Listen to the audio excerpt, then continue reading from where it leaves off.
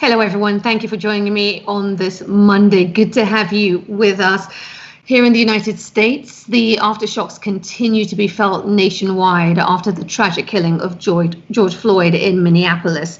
On this day, his family and friends are preparing to lay him to rest beside his mother in Houston. That burial will take place on Tuesday. But the conversation around policing and criminal justice, the need for reform of those systems, continues to intensify, with many looking and asking what comes next. How do we make these systems fairer? We're going to bring you an activist view of how to fix the system. Also ahead, protests and pandemics. We've seen the crowds. We've seen tens of thousands of people taking to the streets. No social distancing in sight, masks on and off. What does this all mean for the expected second wave of infections? We're going to be speaking to an expert about what could come next.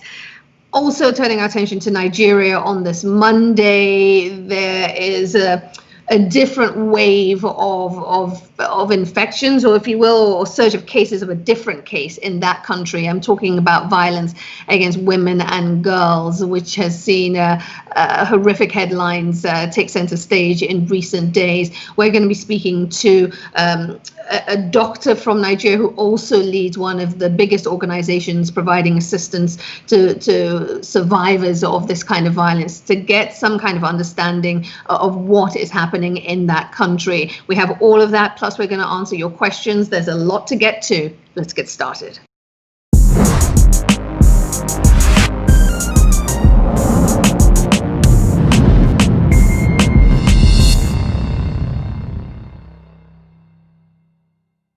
Are expected to attend a memorial for George Floyd. It is a public viewing that is taking place right now in Houston. Visiting hours are going to be spread over 6 hours, and 500 people will be allowed in at a time. Many keen to pay their respects to one of their own who met such a tragic death in Minneapolis a couple of days ago. This is all taking place at the Fountain of Life Center in Houston. The governor of Texas, Greg Abbott, he turned up at that location a short time ago and afterwards actually spoke to reporters who had gathered there. He vowed that there would be reform. He also vowed that he would be meeting with George Floyd's family to pay his respects in private, to offer them his condolences. And then on Tuesday, the family and friends of George Floyd will lay him to rest beside his mother in Houston. It will actually be in Parkland. That's where he'll be laid to rest. It will be a private ceremony. Amongst those scheduled to attend, a number of dignitaries. We expect the Houston Mayor Sylvester Turner to be there alongside Congresswoman Sheila Jackson. The eulogy will be delivered by Reverend Al Sharpton, and then Floyd will be laid to rest, with many looking on. Meanwhile, back in Minneapolis, all eyes are firmly on what comes next. What comes next in terms of policing, in terms of much needed reforms there in that city. And the focus is on those police officers responsible for George Floyd's death. One of them, ex-officer Derek Chauvin, will be in court on this day by video link. It is expected to be a short appearance because this is a bail hearing. All eyes on that, what comes out of that, what we gain, what kind of insight we gain into maybe the defense strategy. We don't know. We're watching that situation closely. Also waiting further details from a vote that took place over the weekend in Minneapolis, where a majority voted to do away with the city's policing, to at least a police department. But what does that mean? What could come next? So many questions about next steps, waiting for more details there as well. And then the people of Minneapolis themselves still taking to the streets, still demanding that their voices be heard, and that there be the change that is necessary to prevent something like this happening again. We spoke to a woman, a Liberian, Doris Boley. We spoke to her over the weekend, and she gave us her views on what is happening. Take a listen. So right now, we don't have that sound right now of Doris, but one of the things she was actually stressing to our producer, Taka, was that she fled Liberia in the hope of escaping violence there, only to come to the US and find this situation. So I think she's one of many people who was speaking at that Pan-African rally that was held on Saturday there in Minneapolis. And as I say, many spoke out about the injustices. And when it came to the case of Doris, she made clear that this just wasn't something she expected here in the United States, having fled from Liberia. We're going to continue to follow the situation in Minneapolis with the protests, with Derek Chauvin appearing in court, and of course, what comes next as they talk about disbanding the police department there. All of that we shall be following very, very closely for you. All right. Turning to Nigeria now, where there has been an uptick in cases of sexual violence against women, or certainly an uptick in high-profile cases of sexual violence against women. I want to tell you about a couple of them that has really shaken a lot of people. This case, really distressing, involves a university student, a 22-year-old university student named Uwavera Umuzuma, who was attacked and raped in a church in Benin City in southern Nigeria. Police say that she was bludgeoned by a fire extinguisher, and she died late in hospital from her injuries.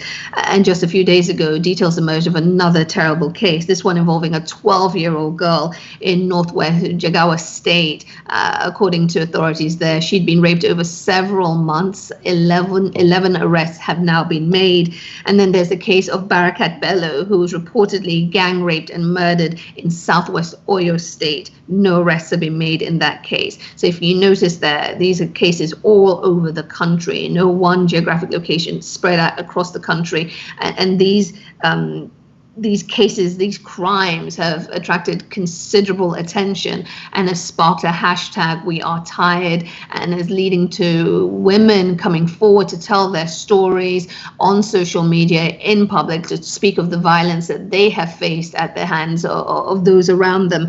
And they're calling for reform, they're calling for change. Here to talk more about this and the scale of the problem is Dr. Kemi De Silva Iburu. We spoke to her a short time ago because not only is she a doctor, she's also the founder and CEO of one of the largest organizations providing support to women who have endured this kind of violence. So we spoke to Dr. Kemi De Silva Iburu a short time ago from Lagos. Take a listen to what she had to say. Dr. De Silva Iburu joins me now from Lagos. Welcome. Thank you very much for having me, Aisha. Dr. De Silva Iburu, I want to start with asking you about one case in particular. It's actually sadly one of several in recent times, which has galvanized this outpouring of public outrage on this issue of gender-based violence and the assault of women and girls.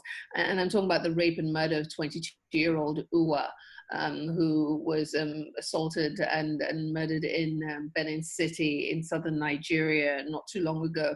The head of Amnesty International Nigeria has been quoted as saying, what happened to Uwa really underscores that nowhere is safe for women and girls, not their homes, not their schools, not even churches.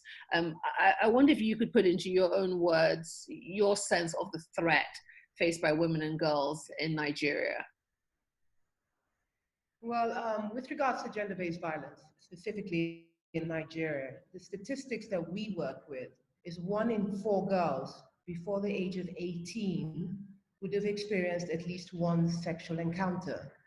So if we're looking at our statistics through the lens of our population, we're 200 million people and 50% of us are women. And we're a relatively young country because we have about 64% of the population under the age of 24. So every day across all the different states in Nigeria, an average of over 10,000 girls are at risk of enduring a horrific sexual encounter. So when you look at it through the lens of those vast numbers, Uwa's case is sadly one of many. In her particular case, yes, it did go viral, and therefore there's a social outcry. But the issue of gender-based violence in Nigeria is one that's been prevalent for a very long time. And it's one that we need to address because I fear it's only going to get worse. And I mean, just those numbers, you're giving 1 in 4 under the age of 18 having already been the victim of a sexual encounter, an unwanted sexual encounter is staggering in and of itself. And yet there's still a sense that we don't have a full grasp on the true picture here of the problem, the magnitude of this problem, and rooted in that is this whole culture of victim blaming and stigmatization. Talk to me about what continues to drive that, even though we know that there is a problem, the fact that this still persists, this culture that is silencing women and girls. So like you rightly said, when we talk about our statistics, they're typically numbers that are conservative, because we never really have a true idea of the picture, because 54% of Nigeria is still in the rural communities. So when you take these sample sizes, you typically would take these sample sizes in more urban settings. The reason why it occurs, predominantly Nigeria is still very patriarchal in the approach towards women. And so women are typically subjugated, even if they aren't under threat of violence. We're dealing with an environment that's still steeped in a lot of traditional norms and cultural practices. And these practices, many of them are not encouraging towards empowering or protecting women in these situations, or women in general. And so you have that young girl or that young woman who's been raped. She's made to keep silent about the act, because globally the narrative is similar. It's usually somebody that's well known to her. It's usually a family member, and either in her home or somewhere that's well known.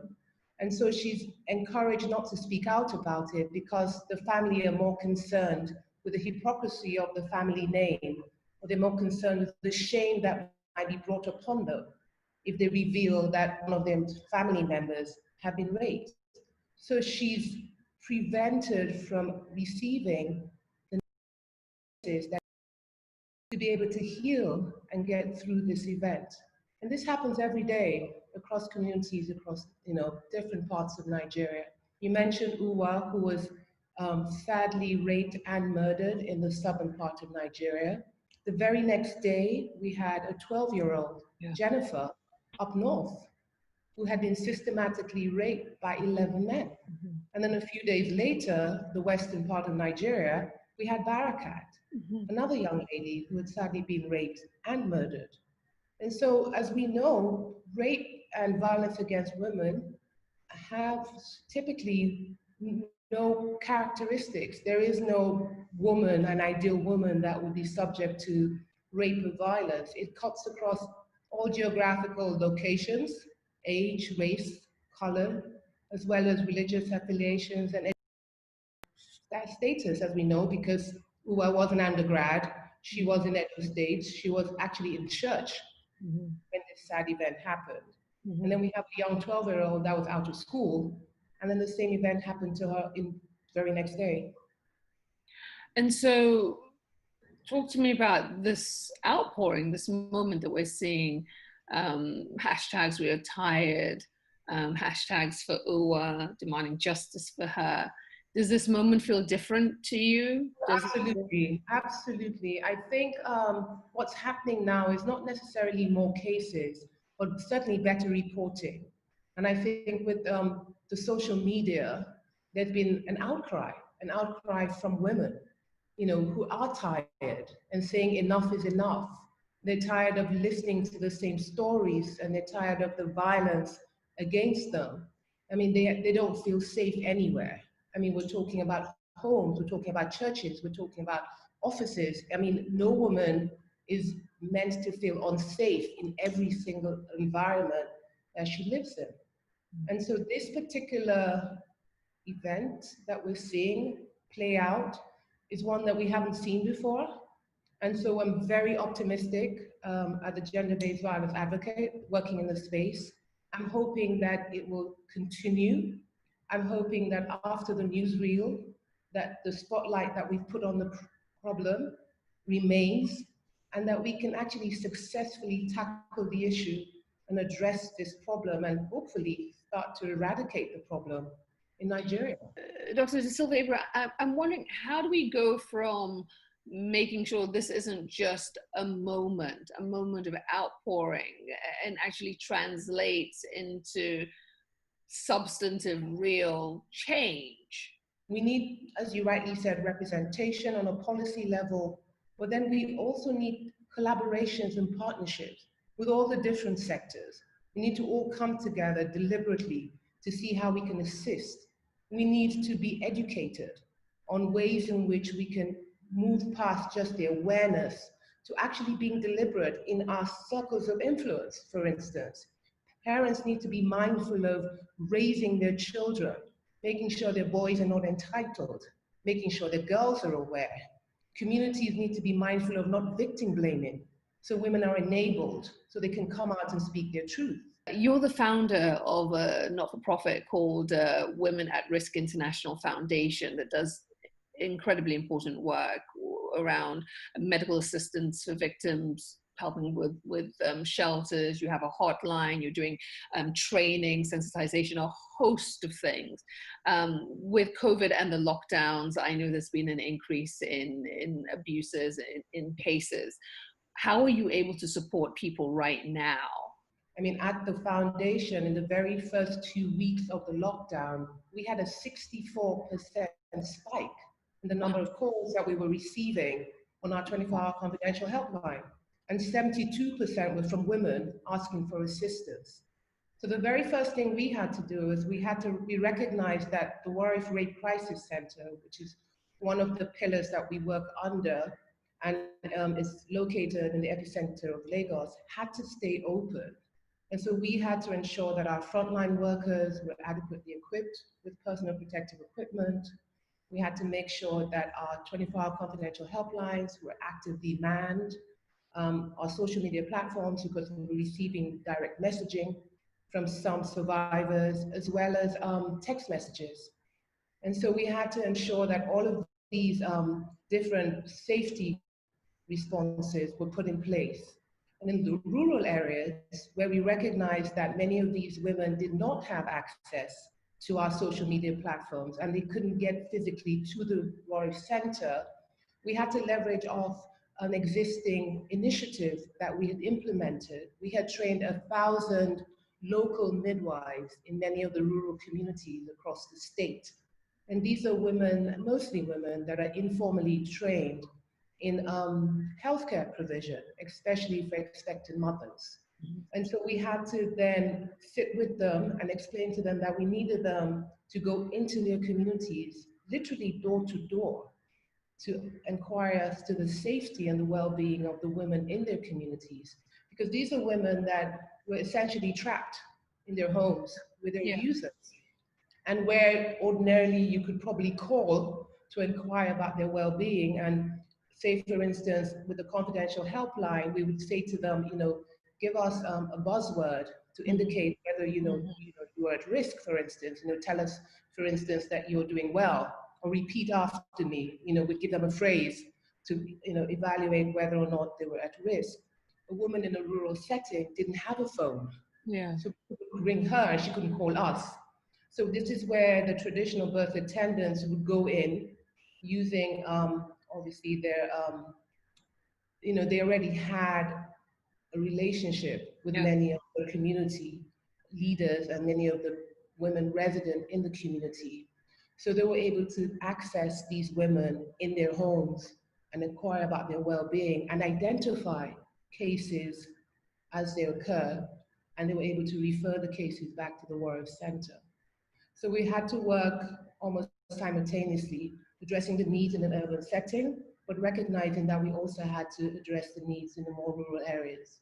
What's your message to policymakers, to lawmakers, to the federal government, to those who have the ability to move the wheels of change? What do you want to say to them? What should they know?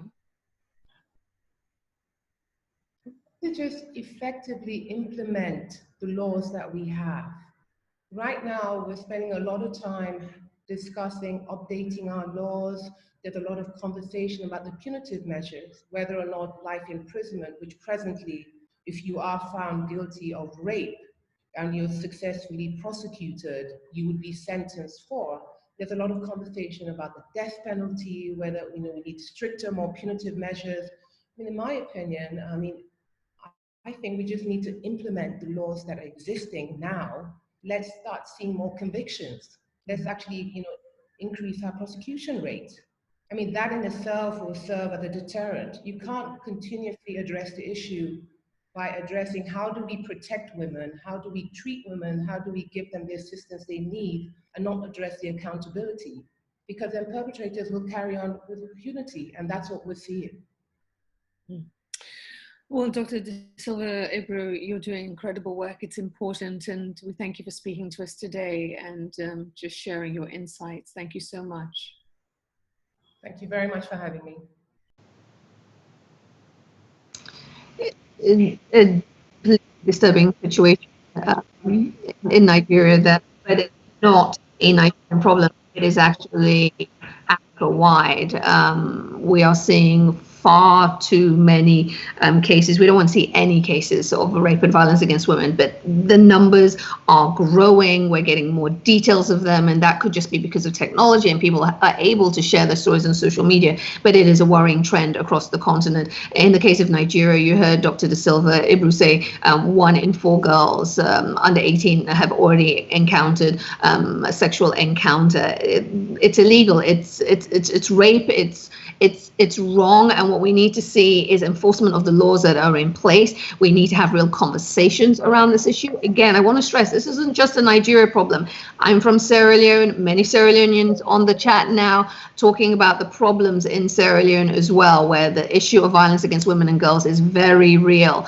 So, I want you to know that we're going to be covering this not just from the Nigerian angle, but we're also turning the spotlight on Sierra Leone in the coming days to look at the scale of the problem there and across the continent, and what needs to be done to change attitudes, not just among men and boys, but also amongst police and the criminal justice system in fighting for the convictions, treating these survivors with the care and attention that they deserve, and bringing about a much needed change. This cannot go on, and it is time that we all speak up and use our voices to bring an end to this surge in violence against women and girls. Some of your comments here, a lot of people writing in, a lot of people from Sierra Leone talking about this. Sufiatu Tunis says, we still need to empower the family support unit and the Rainbow Center with rape kits, referring to Sierra Leone and what's happening there.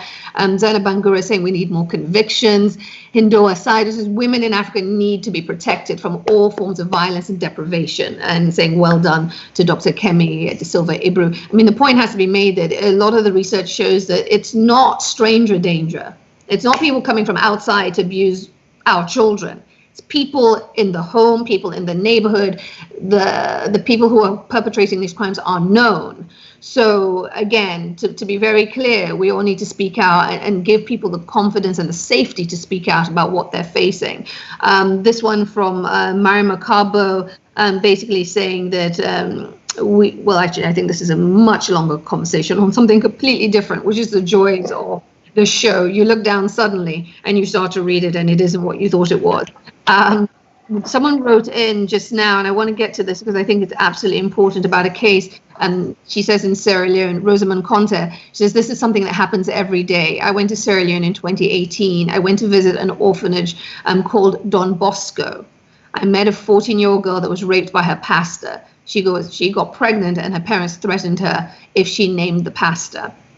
Again, I can't verify that. This is a story being told by Rosamund Conte. Again, but it is something that we hear time and time again, that those who are subjected to this kind of violence are pressured by their families not to speak out for fear of shame and stigma.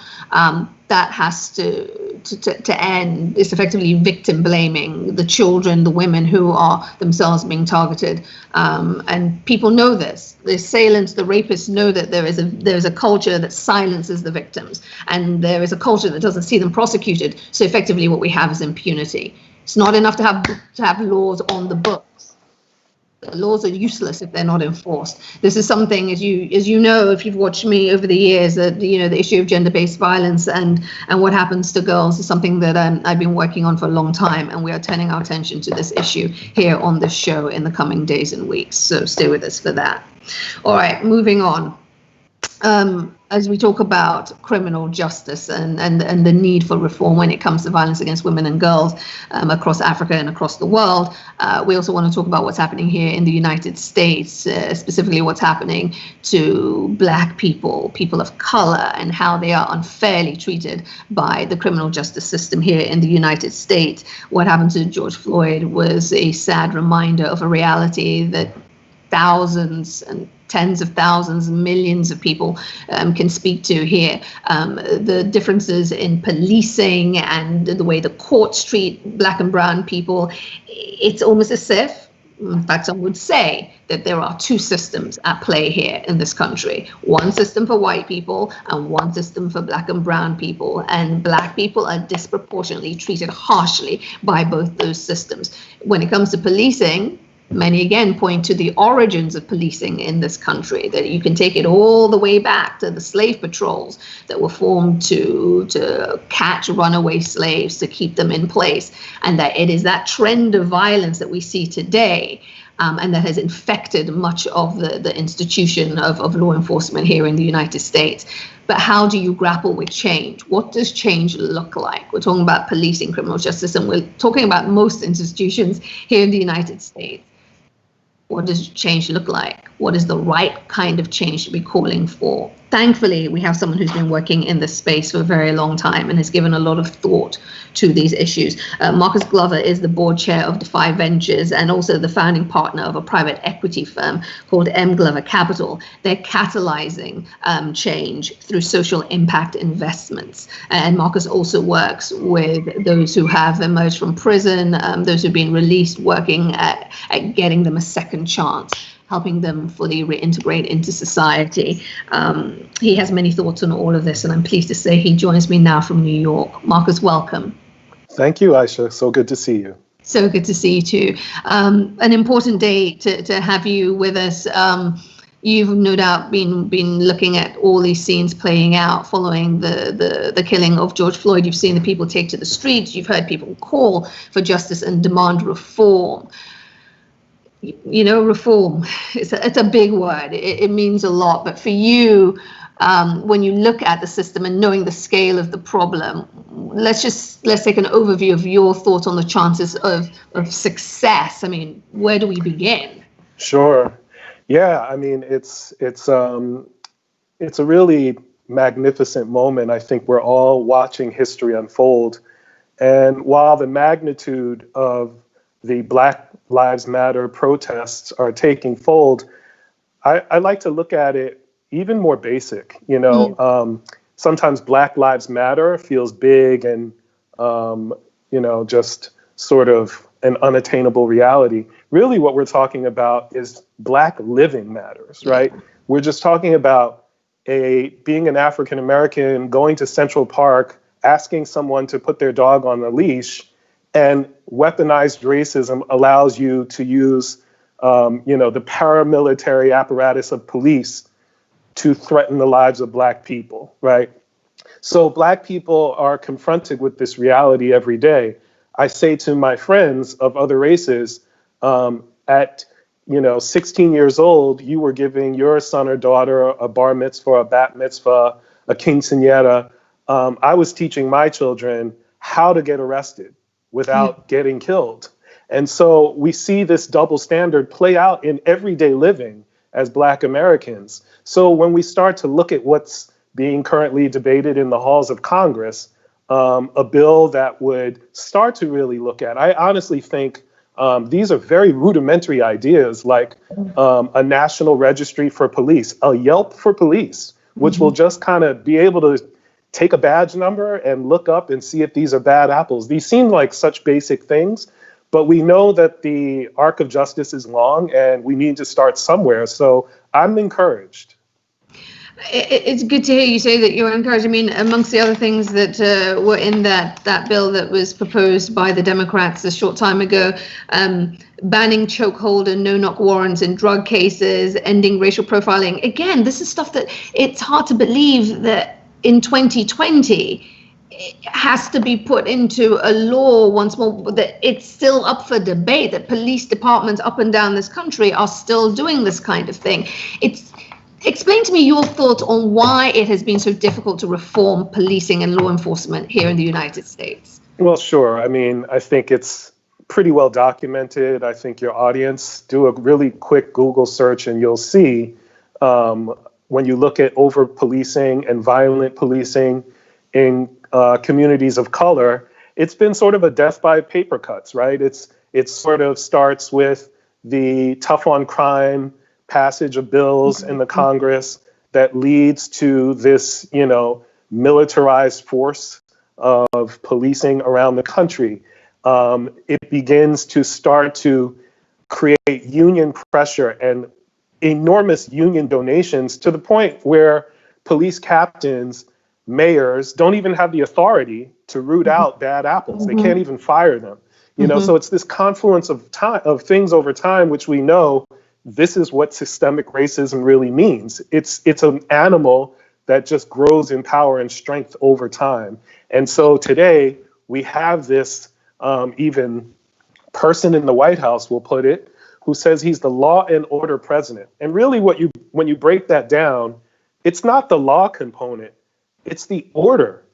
Where's the order in the Constitution, right? It doesn't exist because it's completely biased based on, I perceive this community to be out of order, and I can use the apparatus of the state in order to put resources, the paramilitary police force, the judicial killings that happen of Black people. And this is all taxpayer funded. So, again, it's a mire situation that we just need to be able to start somewhere. So again, I do feel encouraged about what is being debated. So where do you stand on these calls to defund the police? I mean, what's your thought on that? Are we talking about, in fact, there are two schools of thought. There's defund the police, and then there's talk of do away with police departments as they stand right now completely and replace them with these community-led safety initiatives. Where do you stand? Sure. Well, I think that the defund, I've talked to many friends, I'm sure you have as well. It's scaring a lot of people, and I think it can be demystified a bit. I don't think most people are calling for the outright abolition of police force. I am a prison abolitionist. I believe prisons and jails should be completely discarded and destroyed. I think that they are the grandchildren of the plantation system. However, I do think that there needs to be some method of community safety, but we don't need the paramilitary force. So I think more people are saying, if you shift resources at the same time that programs that would help with prevention and help with, just alternatives to incarceration and alternatives to the punitive measures of the court, if you fund more of those, then you might have a little less reliance on the police. So I think it's not entirely a defund as much as shift resources. And when we talk about, the prison system, you've talked about your prison abolitionist, and talk to me about your feelings there, where we see Black people get, disproportionately longer sentences for the same crimes that a white person may have committed, disproportionate numbers of Black people being sentenced, to begin with, arrested to begin with, sentenced, thereafter. How do we fix that? And I ask this specifically in light of something which is that this administration has appointed a glut of conservative judges to the benches. How do we change that in this atmosphere, in this time? Right. So thanks for the question, Aisha. It's funny because you said the word, how do we fix it? And you've heard the meme, the cliche that it's actually already fixed because this is what it was designed to do. The reality is that prisons and jails, it's an $80 billion a year business, right? So that's really big business. As a person in private equity, I think of companies with a market cap of $80 billion. So you look at whatever, like an Amazon or Facebook. Now think about if an Amazon, an $80 billion a year market cap, if 70% of things you bought on Amazon were defective merchandise, right? You would call that a failed company, right? So in our prisons and jails, in our system of corrections, 70% of people will recidivate, meaning they'll come back to jail. So what you really understand is that this is a system that's been designed as a revolving door for wealth and profit of those few. Yeah. And that is what has been weaponized against Black people and brown people since the beginning of time. So I think, I don't think you need to be a scholar or a scientist to just look at the numbers and do the math and see that this is weaponized against us. So in a way, there is no fixing because people you just have to get rid of it, is essentially how you've come to this position. Yeah, and again, I don't want to scare your audience. I think that at the same time that we can abolish it, we can be building models that exist that offer alternatives to incarceration, right? So personally, I do a fair amount of volunteer work in prisons and jails at Rikers prisons and other places. And I work with juveniles, so 15 to 19-year-olds. And I swear to you, in the 5 years that I've been working, I've never met one person that I actually thought belonged in jail, right? Yeah. They need therapy, they need mentorship, they need higher learning. But I fail to see how sitting in a 10 by 10 box is either corrective for society or improving the bottom line of their lives. So, society-wide, we're looking at a system, it's called corrections, and yet it doesn't do nearly anything about that. And then you have, the forces that you have, in power right now. And, when it comes to just policing, the National Security Advisor saying there is no systemic racism in law enforcement. And, once again, I feel like a lot of the national talking heads, they provide these pretty ridiculous talking points. Fortunately, so much of change in America is local. It's working with local mayors, electing the right DAs that are saying, this is stupid. I'm not going to charge this young kid for, graffitiing on a wall. Like, he needs to go to art school, right? So it is important, and we hear this time and time again. It really is crucial that we all get involved on the local level so that we can really begin to implement change. As you said at the beginning of your broadcast, they the party in power have been systematically putting their judges, the most conservative judges, in record numbers because they recognize the power of the bench. And so we've got, at the same time, a fight for 1600 Avenue, or as I like to say, Black Lives Matter Plaza. We still have to work on the local level to make sure these programs will create change. Yeah, we definitely do. Marcus Glover, it's good to hear from you and for you to share your perspectives. I hope you'll come back and talk to us again soon. Thank you so much. Thank you, Marcus. Be safe. Take care. Bye. The road ahead is hard, but many are determined to walk it and to bring about the change that this country so desperately needs. many institutions, and we will be watching and bringing you those details. Another story that we continue to watch very closely, of course, is the coronavirus pandemic. It has been somewhat overshadowed by recent events here in the United States, but it's there, and it's very real. I want to bring you up to speed with the numbers in Africa and see where case numbers stand right now. Let's start with the big picture and see how many total confirmed cases we have. We're going to put up a graphic on the screen for you. And as you see there right now, in terms of active cases, we have 102,134. I'm looking for the total number as a whole that will pop up. So we see well over 180,000 cases in Africa currently, and as you see, 102,000 of those are active. When we look at deaths, we've gone past the 5,000 mark in Africa right now, and that is what we are seeing. Again, still comparatively so much lower compared to here in the United States, where we have over 100,000 deaths, but still we watch the situation with concern. And you know, it's a pandemic, it's a virus, things can change, it can mutate, we don't know, so we watch carefully. And the WHO continues to call for vigilance and people to follow their guidelines. In Northern Africa, Egypt is the most impacted country there. As we take a look at the numbers there, over 34,000 in Egypt. That we see in terms of total cases. They are almost, I'm looking at these numbers and they look very odd to me, so I'm going to just stick with what I see here on my script. Northern Africa, Egypt is leading the way. They have almost triple the number of cases. In terms of Algeria, Algeria has about 10,154 cases. Turning to Central Africa, where Cameroon is the most impacted country there, and DRC is also a source of concern. Over 4,000 cases in DRC. DRC battling not just coronavirus, of course, but also Ebola. More cases have been detected from that outbreak. In West Africa, looking at Nigeria, where the cases continue to mount, over 12,000 cases in Nigeria, more than 350 deaths. In Ghana, churches were allowed to reopen on Saturday, albeit with disease control measures in place. Only a few churches decided to go forward and resume with services, but they have more than 9,000 cases in the country as a whole, more than 9,600 to be precise, and total deaths, several dozen, roughly around 44 at last check.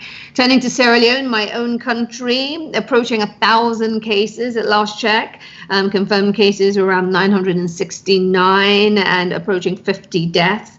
Let's turn to East Africa. Sudan's numbers remain worrisome. Over 6,000 cases there and recorded deaths over 300. Kenya's restrictions remain in place. Uhuru Kenyatta spoke on Saturday and basically said that the curfew would remain in place. The restriction on movements in and out of Mombasa, Nairobi, and Madeira would continue for another 30 days, also keeping that ban on gatherings in place in Kenya. Again, over 2,000 cases in Kenya, over 2,700 cases in Kenya. Let's finish things up in the southern half of the continent in South Africa. What can I tell you about South Africa? The numbers are going up. They are, of course, doing a lot of testing. And if you test more, you will find more cases. But we're still worried about community spread, community transmission. Over 48,000 cases in South Africa, deaths approaching 1,000.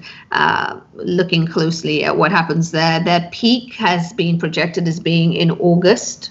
We shall see what happens and what that means. Zambia's numbers remain a source of concern also to their neighbors. They are looking at it closely. They have over 1,000 cases in Zambia and deaths logged right now around 7. A quick check of your numbers from the continent there. Okay. So gave you a sense of what's happening on the continent in terms of total cases. We said over 180,000 cases in total. Let's turn the spotlight back to the United States, where we have approaching 2 million cases, and we are approaching 110,000 deaths, more than 110,000 deaths here in the United States. With that being the backdrop, many are looking at these scenes of tens of thousands of people being out on the street demanding justice for the killing of George Floyd. They're looking at these scenes with some concern. Obviously, they are out there protesting in large numbers. Social distancing is harder to do. There's a lot of people taking their masks off so that they can make their voices heard. shouting, which we know expels the virus at greater velocity. It goes further. These are all the things that WHO had been asking people not to do, not to be in huge crowds, not to shout, to wear masks. But you can't do that in a protest. So what does this mean for that expected second wave of cases? Let's find out from a public health expert who joins us now from Addis Ababa, where she is advising the Ministry of Health there. She's also with Columbia University here in the United States, and she's an emergency doctor. Dr. Sion Fiore joins us now. Welcome. Thank you. Thank you for having me, Aisha. Good to see you once more. Thank you for making the time. We started this conversation a couple of days ago about what these protests mean for this pandemic. And since we last spoke, more and more public health experts are coming out in greater numbers expressing just unease or concern at the large numbers and what it might mean for a second wave.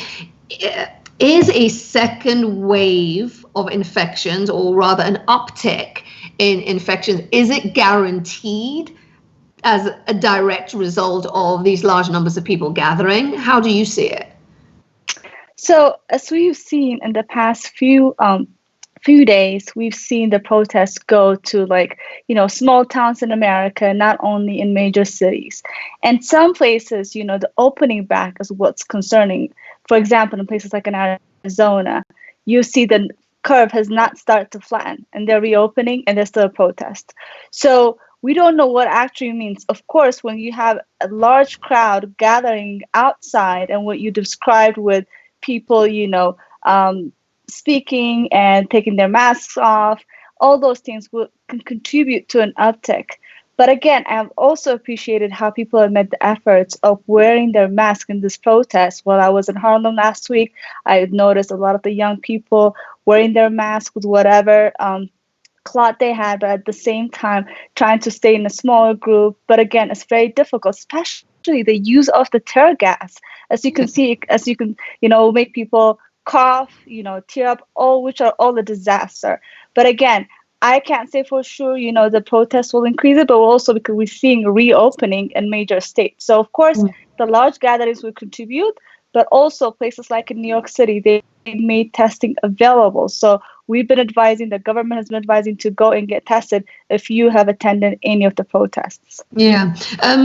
In terms of the testing, as you say, it's increased in New York. We know it's not across the board. There's not uniformity in terms of ease of access to tests. But one of the things I have been hearing is that they expect that home testing kits will be available soon. I wonder your thoughts on that, and really the remaining questions around accuracy of such tests.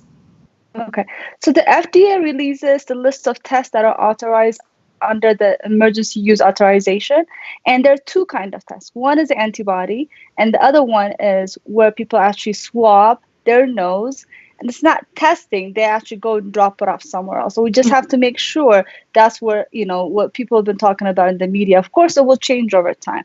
Again, the antibody and also this home test that we're just talking about, they have not been fully validated. They're still under a study, and that should not be a decision-making factor for all of us, especially if you're in places like New York City, Atlanta, those places that have made testing widely available. I think people should take advantage of that. If people, for any reason, can't leave the house for one or the other, then of course we should take advantage of those opportunities. But I don't think we should completely invest in that. Yeah, the question of this moment with the testing being more available, which is a good thing, cities opening up, and now these protests, obviously leads us to asking about contact tracing, which is the other part in all of this. What is your sense around the contact tracing infrastructure here in the United States, particularly if there is this uptick in cases because of the opening up or because of the protests? How well placed is the US to trace, infections? Have you got a sense of that yet? Not so well yet, because most of our public health interventions so far, we failed. Clearly, that's the reason that we have this much, over 100,000 deaths. And we can learn from places like in South Korea, places in China, where they're really taking a stringent approach to tracing. But in the US, we're not ready to see what the public health interventions would reveal, not right now, but probably in the next few weeks. But again, I think it's very important that we listen to the advice of the healthcare professionals, and what you said earlier also, the advice coming out of WHO. It's probably the reason why we're here right now, because we did not listen to the advice of WHO back in January. Right now, they're saying, do not depend on antibody immunity test. You have to be stringent about your reopening strategy. But again, we're not listening. So it's very important that we, at least at this point, try to learn from the best. Yeah, we should try. Before I let you go, you're there in Addis. I do want to ask you about what's happening on the continent, where we're seeing more and more countries gradually opening up further. As a public health expert for Africa, how is that done safely, or how should it be done, this opening up? We just talked about Ghana on Saturday saying, or on Sunday rather, saying that churches could reopen. I mean, what's your view on the right way to reopen in Africa? So not only for Africa, but I think whenever you have a major public health intervention, you won't see the results right away. It will be 2-3 weeks down the line, which we've seen in New York, right? Shutdown happened the 21st of March. We did not see the peak and then the downsloping until 3 or 4 weeks later, right? So I think places like in Ghana, where the numbers are not crazy like other places, they can open up and then see the downward consequences in 2-3 weeks. And if the numbers are upticking, then they close. It's kind of like a faucet. You open a little bit, see what it does.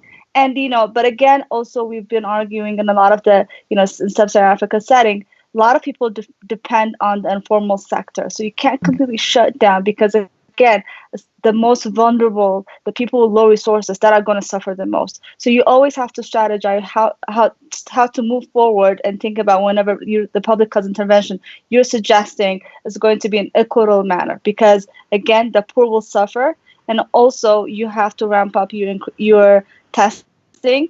And the other thing that we don't talk about is the stigma about just COVID in general, and where the health literacy and just the general literacy in places like, in Ethiopia is very low. There's a lot of stigma around it. So even when testing is available, we're noticing that people are like minimizing the symptoms. They're scared of their neighbors, their family members. So I think we have a lot of teaching to do the public, but at the same time, ramp up the public health interventions very, very carefully.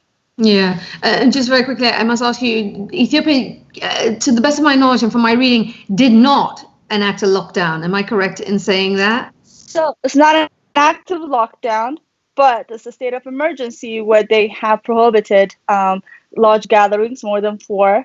In some places it's strictly enforced, in some places it's not. But the cabinet passed 3 days ago on Saturday about ways to enforce it. But again, the travelers have to be on lockdown for 14 days upon arrival. So there's some stringent measures, but not a complete lockdown. And we do hope we don't get to there. But in the past 1 week, like I told you last time, our numbers have dramatically increased. Yesterday, for the first time, was a record death of 7, which freaked out people. And you can see the streets are a little bit empty. And then the next day, there was only, no death. People are out about again. So it's always a challenge. It's always a challenge. Dr. Simfera, thank you. I'm so grateful for your insight and for you making time to come back and talk to us again. Thank you. Thank you for having me. Thank you. Take care. Bye. Bye. Like you said, it's a faucet. On the continent, the countries can't stay locked down for a long time because of the large numbers of people in the informal sector. But if those numbers increase, countries will have to lock down once more. We'll continue to watch what happens on the continent, and of course here in the United States, where there's concern that we might see an uptick in infection rates sooner than it had been expected due to the protests we've been seeing in recent week and a half. We will watch it for you. We're watching 5 stories for you in the hours ahead. Let me tell you about them quickly. Tanzania. If you've been watching the show over the last couple of weeks, we talk about Tanzania a lot, and they are back on our radar. According to the president, John Magufuli, Tanzania is now coronavirus free. He made this announcement on Saturday when he informed worshippers in a church there in the capital that the corona disease has been eliminated, thanks to God. It's practically impossible to verify these claims because Tanzania has not released any data since April 29th, when they told us that they had 509 cases and 21 deaths. Since then, it has been radio silence in terms of releasing data, so we have no way of verifying it. But the president says they're coronavirus free. The WHO and the opposition there in Tanzania have expressed concerns with how the president has handled COVID there in that nation. Turning our attention to South Africa, where they have currently over 48,000 cases, and more than half of those, so they have more than 48,000 cases, more than half of those cases were recorded in the last 2 weeks. This has a lot of people concerned, and the president, Cyril Ramaphosa, is calling for people to, he's saying, obviously it's worrisome, but don't be concerned. He says that, or rather, let me be very clear. He says, be concerned, but don't be alarmed. Let me be accurate with what he actually said. And he said this in his newsletter. He said, like many South Africans, I too have been worried as I watch these figures keep rising. While these numbers are broadly in line with what the various models had projected, there's a big difference between looking at a graph on a piece of paper and seeing real people becoming infected, some getting ill and some dying. He says that he's watching the situation, that they're hoping for the best and they are taking measures to contain their outbreak. But the numbers are surging. Over 24,000 cases recorded in the last 2 weeks in South Africa, which is deeply concerning. Let's turn our attention to Nigeria, where their numbers also remain stubbornly high. And we're also getting word that a governor of one of their states has tested positive for coronavirus. The governor of Abia State has now gone into isolation and is seeking treatment for his infection, and his deputy will stand in for him while the governor is out. South Sudan, they have some good news to report regarding COVID, in that their vice president and his wife, who happens to be the defense minister, have recovered from COVID. You remember that 3 weeks ago we told you that the vice president, Riek Machar, and his wife, along with a glut of people in their circle and some of their security personnel, had all tested positive for COVID. Now a local newspaper, the Sudan Tribune newspaper, is reporting that Machar and his wife have recovered and will resume their duties today. We'll watch that situation for you. And finally, to DRC, where they are battling not just coronavirus, but Ebola, as I mentioned a short time ago. Troubling news out of that country. More cases have been found in and around the northwestern city of Bandaka, which you may recall had 6 infections just about a week ago. Now we're hearing it's up to 12, and there have been some deaths. Now, it's also thought that this outbreak in Bandaka is separate to the outbreak that's happening in the east of the country. This is DRC's 3rd outbreak in 2 years. Watching the situation closely to see what happens there. All right. As you know, there is a lot of heartache right now and a lot of torment. Here on the show, we believe in hope, and we believe that we have to actively hold on to that. It's essential for our sanity, and we believe that the better days are ahead. Coming up in the next few minutes, joining me on Instagram is someone who is part of the effort to see this country move forward to brighter days. Take a listen. Hello, this is Michael Harriet, and I'll be on Home with Isha Sesay today at 4 p.m.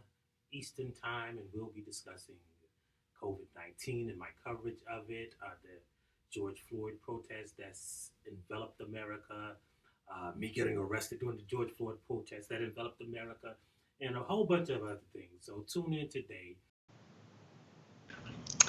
Yes, the senior writer with the root, Michael Harriet, is going to be joining me a short time from now over on Instagram. He's going to be telling us about that arrest, what went down. He's going to be giving us his thoughts on the state of the US. He is one of the most outspoken journalists around today. He is one of my favorite. And he is going to join me at the top of the hour to shed light. And I promise you, you won't want to miss that conversation. That does it for us here, whether you're watching Home with Isha Sesay on Facebook or Twitter or YouTube. That's it for today. We'll be back tomorrow, same time, same place. I do hope you will take the time out to hang out with me for the hour. And until then, be safe, everyone. Take good care of yourselves and your loved ones. See you back here tomorrow. Bye for now.